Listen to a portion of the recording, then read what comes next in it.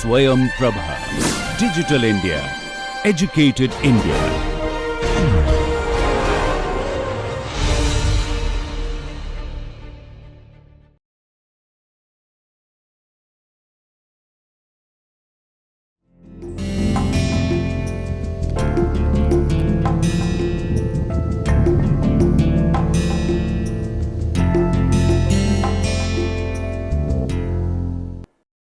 Hello, I am Jayant Chatterjee from IIT Kanpur, and we are discussing B2B marketing with technology focus.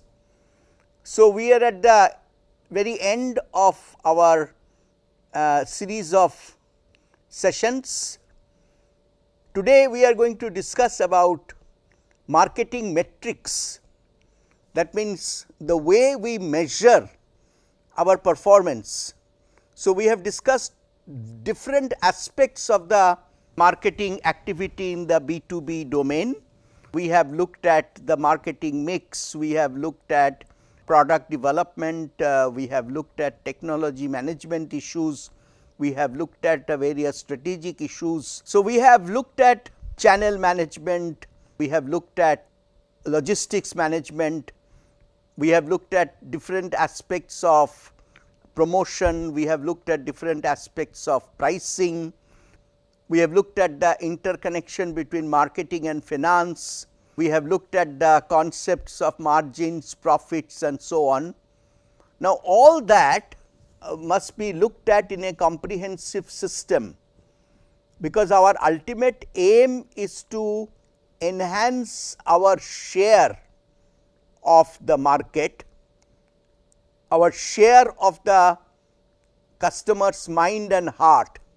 So, mind share, market share, enhanced optimization is our goal, and to make that goal happen, we have to orchestrate the term that I introduced to you in an earlier session in the context of marketing communication. Here also we have to orchestrate all the different activities, because they are all ultimately connected, and it is a complete ecosystem that ultimately creates the market share and customer mind share and customer happiness, and therefore, customer loyalty and the customer advocacy.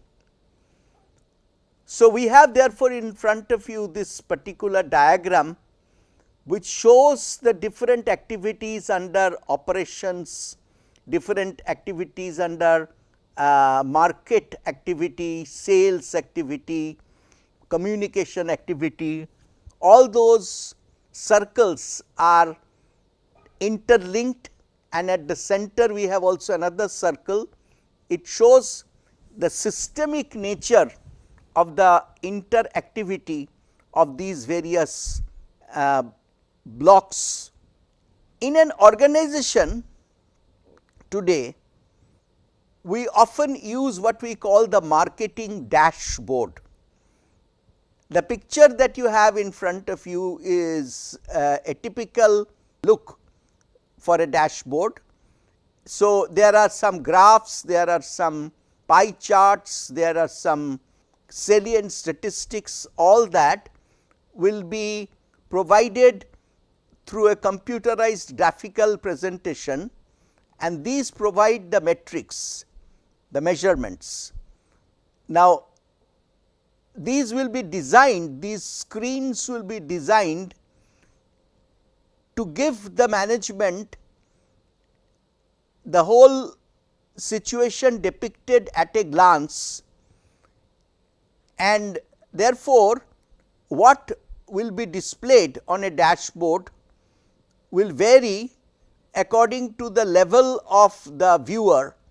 So, it could be a functional dashboard which is dealing with only marketing communication, or it could be only dealing with the supply system, it may be only dealing with available inventory, or it can be dealing with at a corporate level the strategic monitoring points So, corporate, divisional, functional, various levels will have various dashboards displaying various sets of information in graphical, tabular and statistical manner.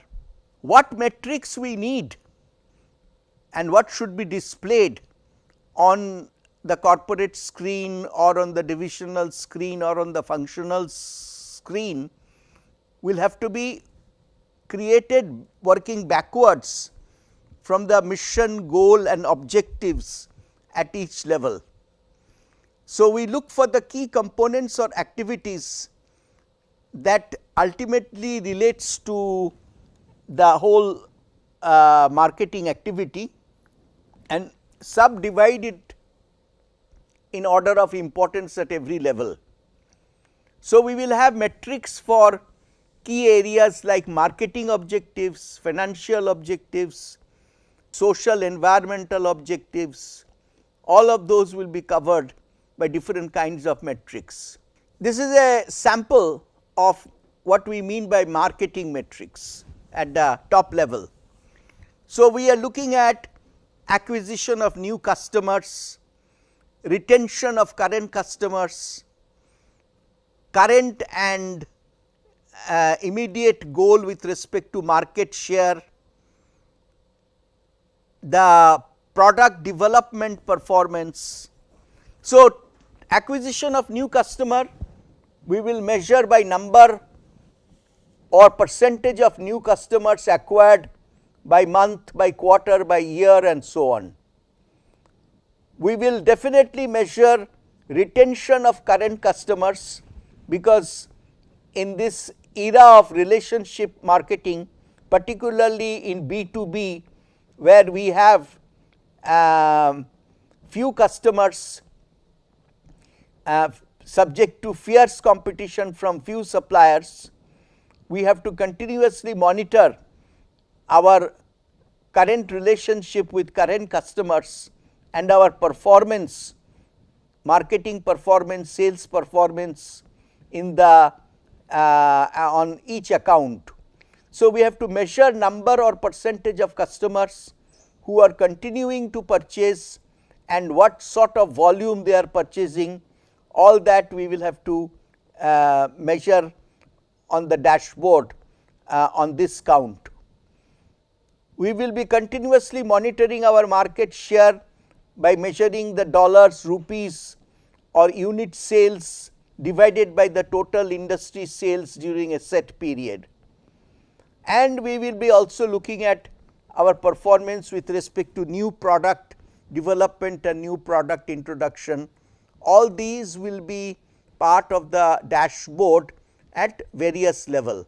So, the acceleration of the product development will be depicted in a succinct or in a summary form, maybe in the corporate dashboard, but it will be addressed in great detail in the product management dashboard. Similarly, we will have financial metrics where we will look at sales revenue by product, we will look at profitability, we will look at our current position with respect to break even level. So, we will measure product sales in dollars, rupees per week, month, quarter or year. We will measure our gross margin or net margin over a period of time. We will see that profitability by way of product line, by channel, by marketing program for key customers and so on. The break even monitoring is very important at an early stage organization, and that sometimes is set as a major view on the dashboard, because we are continuously looking at as a startup or as a new product line manager where we are with respect to our break even objectives. Then there are very important societal metrics. This can make products, how to make products more environment friendly, and we will have metrics for that. We will look at to what extent we are recycling, to what extent we are designing with recyclable parts. We have to look at our awareness of social issues among the target audience, where do we stand, and we have to also look at our energy efficiency by way of looking at our electricity or fuel consumption, and these also will be often monitored, and on the financial dashboard or on the corporate dashboard these will be depicted in a prominent fashion. There are some metrics which are a little bit more qualitative nature, or even look at certain intangible activities like customer awareness.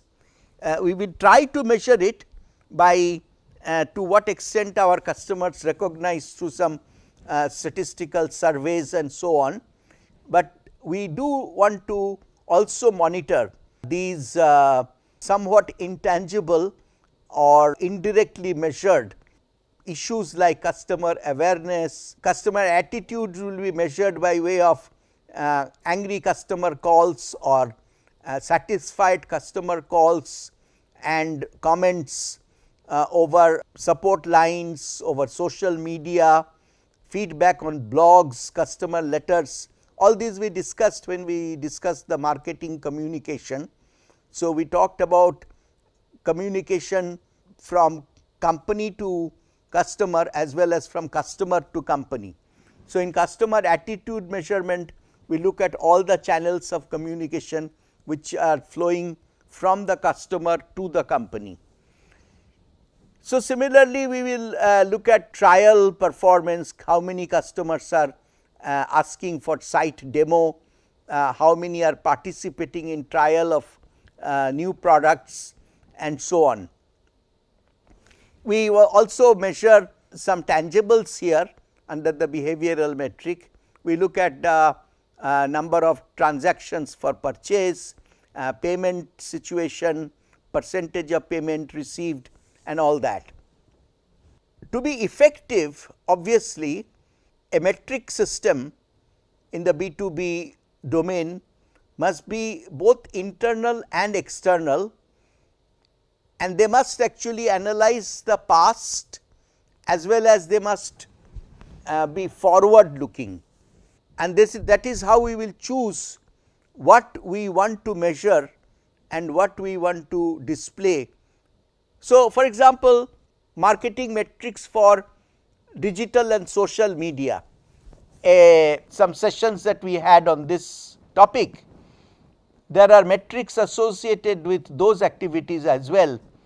So, this is an area which is not so easy to measure, and what we need to measure here itself is a concept that is evolving, but at this stage we definitely want to measure the number of positive comments or likes that we are receiving on the social media, number of followers we have, number of people who are retweeting our tweet and all that. So, we should not only look at like website we were discussing, the design of a interactive website and how it functions in B2B.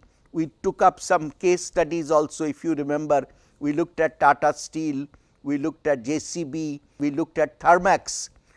But remember, in all those cases, when we want to create a metric, we will not only look at the number of clicks we are receiving, we would even, and today technology makes it possible that we can also assess that how long customers are spending to view those pages, and which page attracts what kind of attention. All that should also be part of the marketing communication evaluation metric, for example. This is just a example of a particular area of activity and the current situation we have with respect to measurement there. For example, all dashboards, as I just now said, deals with the past performance as well as it looks at forward sensing data. So, for example, forecasts are future projection of what sales and costs are likely to be. here we have discussed this a little bit earlier, but we can look at it again in terms of the dashboards and the marketing metrics at this stage. The forecasts must be very dynamic, they must be continuously updated, because long term forecasts in today's markets are not very valid. So, we do have long term forecasts, but what is more important is our forecast for the near future, and which also needs to be continuously updated, because these will have major impact on the marketing program. So, we want to look at demands, we want to look at emerging threats, we want to look at emerging opportunities, and they are to be matched to internal goals, capabilities, and these create the types of forecasts. For example, we have market and segment sales, product line wise and product type wise sales, cost of sales, sales and costs by channel. These all will be projected over the next quarter, over the next 6 months for the year, and will be continuously updated depending on the speed or the velocity of the business.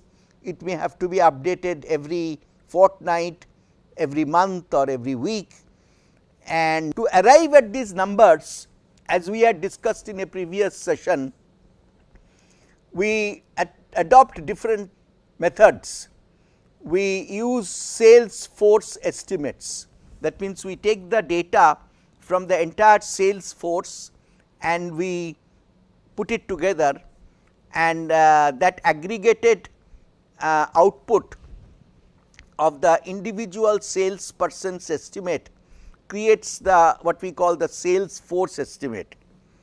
Sometimes that may be compared with the executive or top management opinion, who out of their longer experience or deeper experience may have sometimes views which are different from the sales force. So, both, not one or the other, but both are often compared and depicted on the dashboard.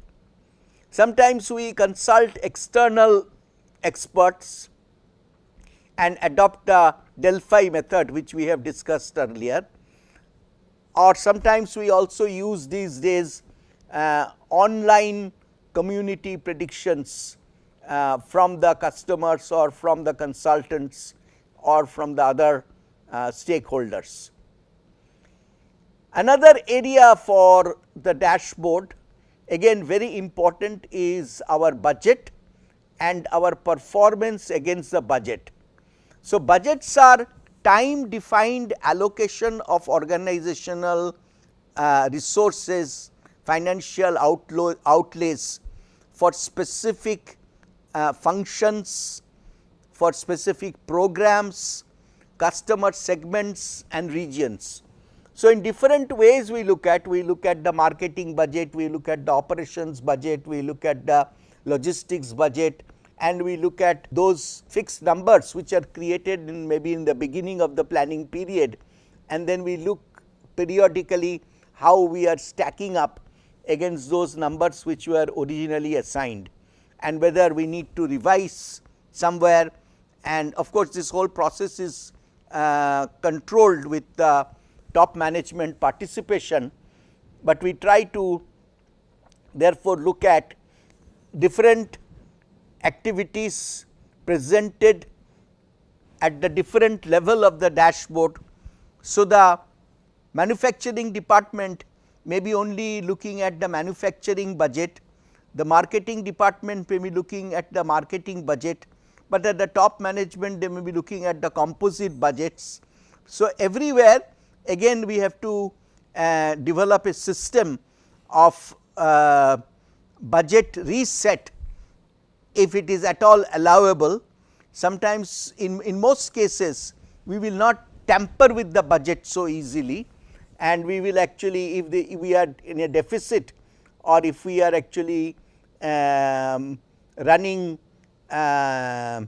short or running in a surplus mode, then some internal adjustments are sometimes allowed, but otherwise we will be holding the budget and monitoring the periodic performance against the budget. And the budgets are therefore on various activities. In the marketing department, it allows us to allocate expenses and compare estimates with actual expenses. That is the whole function of the budgeting. But in marketing, we look at because marketing is one of the marketing and sales are areas where we spend money. Marketing and sales also are areas where we earn money through the sale, but it is also activities where we spend money.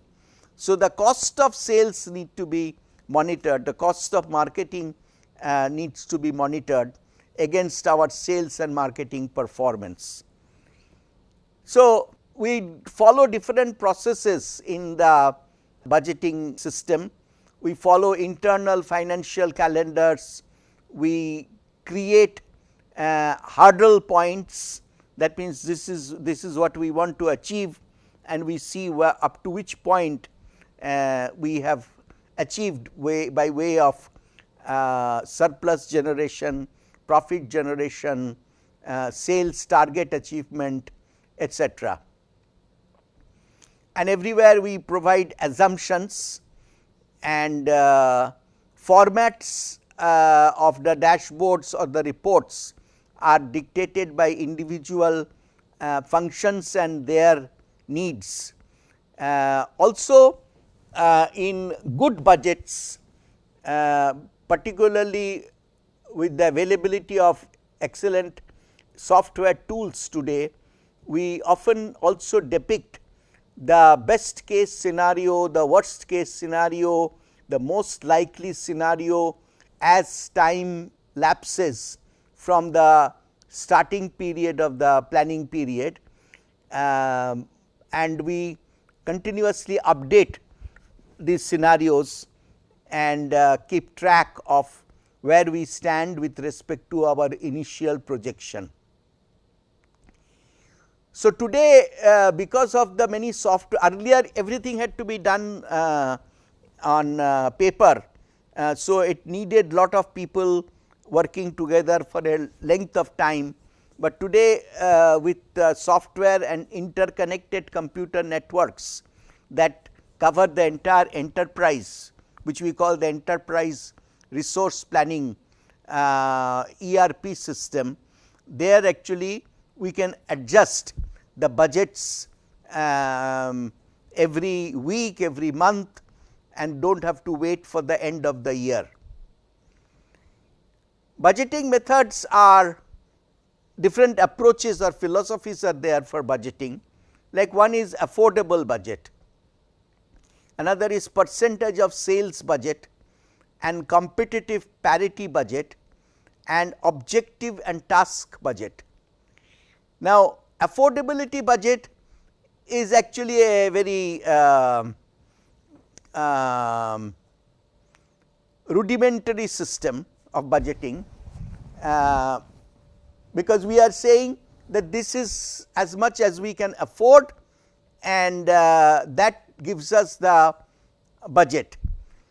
This may be still applied to a startup or a very small organization, but this actually will not be a correct way to look at budgeting, because it will not allow us to put significant ongoing investment in a new product launch or for a new series of activities. So, this budget will be very sort of retroactive, this approach to budgeting. So, unless it is a very small startup or a small organization, this affordability budget is not the way we go about. We percentage of sales budget is often used because it is very simple to implement, but it has many disadvantages, because it actually does not allow us good freedom in new initiative, because lower sales will mean lower allocation for marketing, if we are making the marketing budget as a percentage of sales achieved, and in a way it is self defeating, because we are assuming here that marketing is actually a source for sales to happen, but instead of that, here we look at marketing as a kind of a cost, almost idle cost. So, that is a very reactive way of looking at. So, percentage of sales budget, though used because of its simplicity, but may not be very scientific to use. The competitive parity budget is often also, in fact, the sales percentage and the competitive parity, these are the two which are often toyed together in the organizations to set the marketing budget, because competitive parity is, you look at the marketing percentage in the financial reports of your competing organizations, because these are all mostly public limited companies, their financial data are all published. So, you look at what are your major competitors are spending on, and you decide therefore your budget by combining this competitive parity with your percentage of sales, etc. But the most scientific approach will be beyond this, because in the competitive parity we will be ignoring sometimes the new initiatives or the difference between the companies, and also it will not allow adjustments to be made for some specific marketing objectives. So, best is to follow, if it is possible, financially possible, to take an objective and task budgeting. That means, we look at the marketing objective, we list the tasks that we want to perform to achieve that objective, and then assign costs to those tasks and activities, and based on that we build a budget bottom up. So, it is a reasonable, scientific, practical method, but the disadvantage is that it may finally add up to a figure which we cannot afford. So, then priorities will have to be established.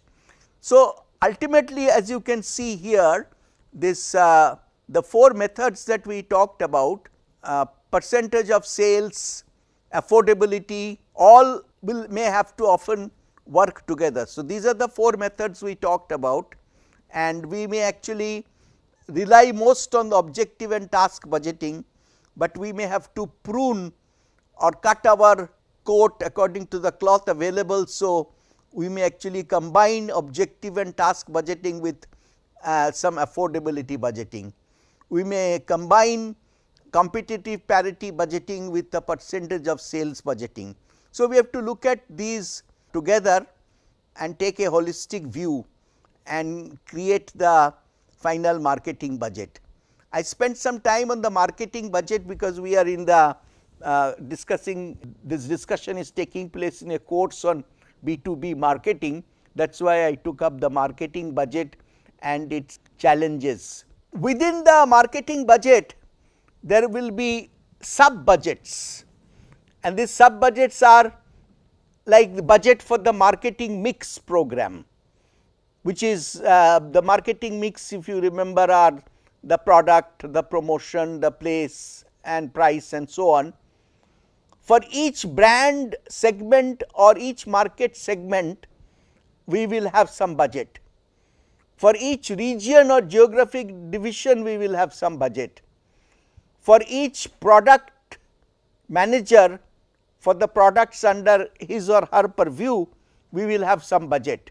And for all the marketing expenses, the aggregate marketing expenses broken up for each activities are also to be monitored usually. Finally, in the metrics, we have schedules. Schedules are time defined plans for completing a series of tasks or activities related to a particular program or objective. So, the schedules are important because it helps us to avoid conflicts between activities and resource allocation approaches. It helps to measure at a glance our progress towards completion of major goals. So, the scheduling process is also quite scientific and also aided by a lot of software today. So, we have the list the main tasks and activities, we assign each projected start and end date. So, basically we use the project management principles and software, its derivatives in the scheduling process, and good dashboards actually can also tell us, if we dig through the layers, it can tell us that who is responsible for which task, and we can also look at an overall summary and we can see where lags are happening, where we are ahead of the schedule. All of those can be built into the dashboard system. And finally, we will be looking at the control of the marketing plan implementation. 4 types of marketing control help our marketers to gauge the effectiveness of the plan implementation. So, we have control by way of looking at annual plans, we look at profitability, we look at productivity, strategic control, and all of those. So, this diagram represents in a simple way successful implementation of a marketing plan depends on these various blocks of activities, and it also shows us that who will be responsible for which part of the final successful implementation.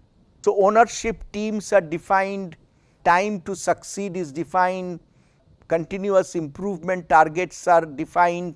All these are ways of looking at and designing the dashboard. One thing is very important, the different parts of the dashboard have different time horizons. Like annual plans, marketing plans are generally developed for every year, and they even have subsections relating to every month, every quarter. So, here we need to have more frequent control and updates. We will be looking at broad performance measures as well as the different objectives which we discussed just now, but the marketing plan will have to have a more frequent update as opposed to the financial plans, which may be reviewed twice in a year or sometimes once every quarter, or productivity control may be more over a longer time horizon, but the marketing plans are usually updated more frequently, because those are all what we call short term plans subject to tactical corrections. If we are looking at organization effectiveness with customer relation formation and our progress on those counts, or social responsibility, those will have to be monitored on a longer time frame. The control implementation is easy to understand, quite logical flow, because we have to set objectives, determine the metrics that we want to measure by, determine the measurement intervals, and then we measure, show it on the dashboard and take corrective action wherever necessary. And lastly, which we just now discussed, in today's market, particularly in B2B, many things happen, many unforeseen circumstances arise. So, we need to therefore obviously have always contingency plans, and so we should be creative in our metrics and its implementation in terms of considering options, priorities, and allocation of resources. So, that brings us to the conclusion of this session. on metrics and its application in the marketing domain, and with that we complete our series of sessions on B2B marketing with technology focus. We will have one more session where I will help you to look at the kind of questions you may face in the examination, and what kind of questions and answers are desired from you. This is in response to many requests that we receive from the students and from the participants. So, we will give you some sample questions and the right answers in another session, which is which may not be available to you for as a stored information, but at least you will get a good insight if you attend that next session. Thank you.